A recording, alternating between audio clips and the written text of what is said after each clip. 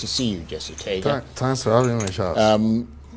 This sounds like a black eye for the supporters of President It is, Tinubu, like indeed. yourself. It is. The question is, how much of a black eye is it? It is. It is a serious black eye. Dear and beloved President, all of us is staunch supporters in the back with this absolutely ridiculous, meaningless, and just inexplicable appointment. So what do you think brought on this appointment? I don't know. That you see as an act of betrayal? Some of his it has totally riled our party. Some apologists. You know, I'm a Tinubu supporter. I'm not a sycophant. Those who apologize for everything, who apologize for everything, they say it's strategy. I think it's stupidity. You know, it makes people who worked. You know, we won this election, the last election, with the lowest margin since 1999. Every other president has won by more than 50% of the votes, Charles. We won with less than 40% of the votes. So for me, well, as a Catholic, I believe it's just the will of God. But that may be the reason why he wants to form a broader base. Yes, a broader base by his supporters in the back and bringing in people who insulted. How do you call a president of a country a drug dealer? I mean, Daniel Boala is a lawyer. He has no evidence, not a shred of evidence, that our president is a drug dealer. He called him a drug baron. Then how does a president now appoint such a person? We were the ones defending him. Then this person who called our president, collective president, that's the president God gave us, called him a drug dealer, you make him your spokesman. Then Bayo Ononuga tries to rationalize.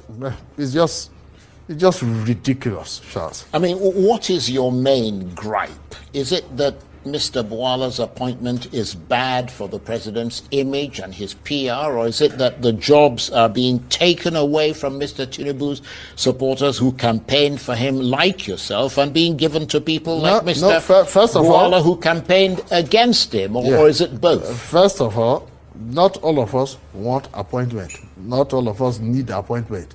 Yeah, but I'm wondering what your gripe is.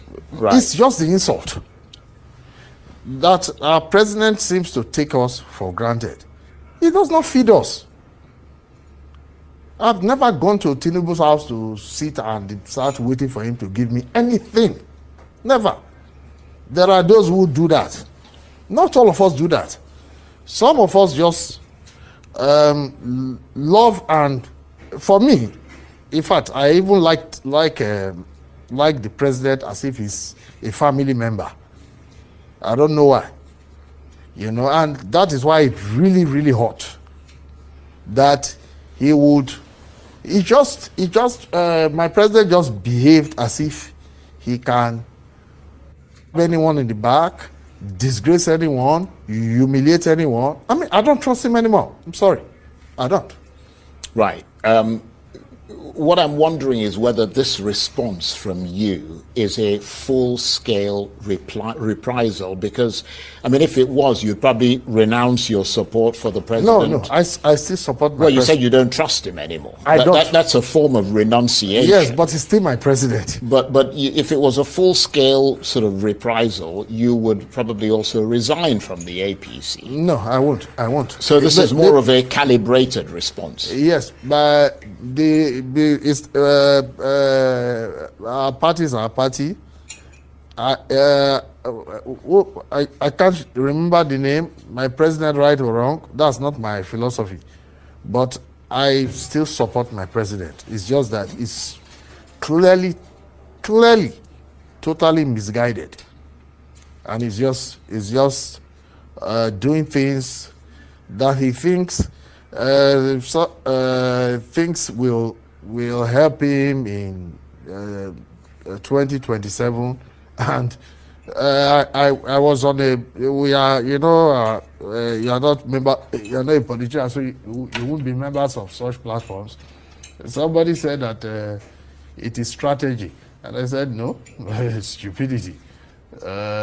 Boala helped Atiku Abubakar to fail in 2003, and he will help Asiwaju Bola Tinubu to fail in 2027. Is that a prediction from you then? Of course, unless he has to, we can't tolerate this. You see, you say you can't tolerate it. Clearly, this particular appointment has gone down like a sort of lead balloon for you. I mean, no, for all of us, in our party. But you're clearly not happy about it. Do you intend to fight it, or is this the extent of your protest? Not at all. No, we can't tolerate it. You see, Asiwaju has to respect. Well, we are politicians. We are Nigerians. We are citizens. We have rights. Now. Yeah, but the president has a right to appoint whoever he wants to. Who cares? We also have a right to hire and fire a president. Because so you're going to work against him then in 2027? No. He has to rescind this appointment. Well, how would you hire and fire him if you're not working against him? Well, let that time come. I support my president, but he just has to respect all of us in this party. What about the appointment of other non-APC people, like, for instance, Bianca Ono, who's now a Minister of State of Foreign Affairs? There's nothing wrong with Bianca. I mean, she's from an opposition party, but that doesn't get your goat. No, it does not, because Bianca never insulted us, never disrespected us. Right. Bianca is the wife of our dearly departed brother Odumegu Ojukwu. In fact, Bianca's appointment was, I would say, is the strategic one. You know, you see, the way we form this. So that makes more sense to you, by far, as a strategy. Yes, right. Because no, it's not strategy. It's to unify the country. If you look at this, our government, it's really freaky. And many of us have not, just maybe because of our love for Asiwaju, we've not been complaining about it. I mean, where are the Niger Deltans in the government? Where are the Igbos in the government? Where are the Hausa Fulanis in the government? We won, even in Yoruba land, we won in Ekiti, we won in Ondo, we won in Ogo. Where are those people? You form a government of Lagos and Osun, where you lost? I mean, what an insult. So what is your, I mean, let me just clarify what your position is now in terms of your support for President Tinubu. I'm not talking about on a personal, I support politically. I support my president, but I'm very, very, very angry with him. Right. So beyond this move of appointing Mr. Boala being badly thought, I mean, it's not just Mr. Boala, because you're mentioning a lot of other things. He has to sack Boala. Yeah, but what about the other things you talked about? You talked about the other appointments that have not been made, and that it's essentially a government of Lagos and Osun State. Well, that is up to him. If he feels that he has, my president feels he has conquered everyone, conquered everywhere, we shall see what will happen in 2027. What about his policies? I mean, I know you're a big advocate of trying to make the situation of the poor in Nigeria better. Of course. Are you seeing that in his policies? Not at all. Not at all. That's even, it's the strange part. What, you know, Asiwaju is actually, in fact, Asiwaju is confusing us. Asiwaju is someone that, if you are around him, you can't be somebody being hungry. He's a nice guy. He hates someone being hungry around him. So it's so strange that he seems to be comfortable with hunger. When you say hate, so you mean that he tries to alleviate that person's he does. hunger? Yes, right, okay. He does that. He takes care of people. That's why I love him. Now, he does not take care of me. I take care of myself. God takes care of me. Asiwaju has never given me one kobo. I don't owe him anything. He's the one that owes me something. Now, then we now form a government and prices keep increasing. Our citizens hardly have food to, can hardly afford food. Okay, What was our plan? We massively produced food for Nigerians. And the whole idea is this. If, for instance, if we can't reduce fuel prices, let us reduce food prices. Let our citizens just be able to eat. I was talking, Charles, to a professor of psychology. And I asked him a question. This is something that has never happened to me. What will a man feel if in the morning he wakes up and he can't feed his children? And he said the man will feel worthless. That is it. You just got it. And that's how many of our citizens are feeling, Charles.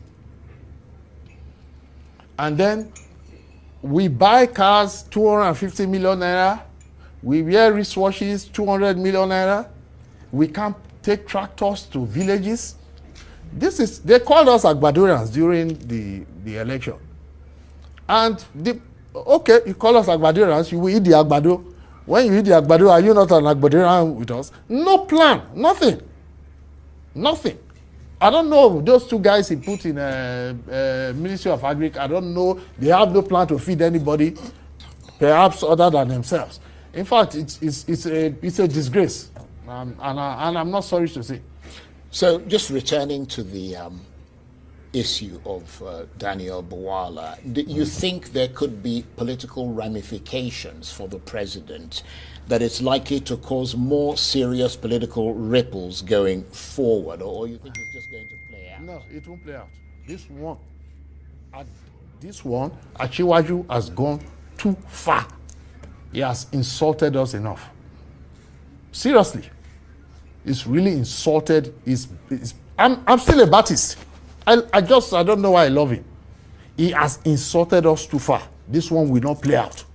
So beyond being sort of badly thought out as an appointment, from your point of view, this sounds like a threat to you. Not at all. Whoa. Bala, can Bala even look me in the face? It's not an issue to me. It is an insult to all our party supporters. You see this election, let's take our supporters in the East. They became endangered species during the election.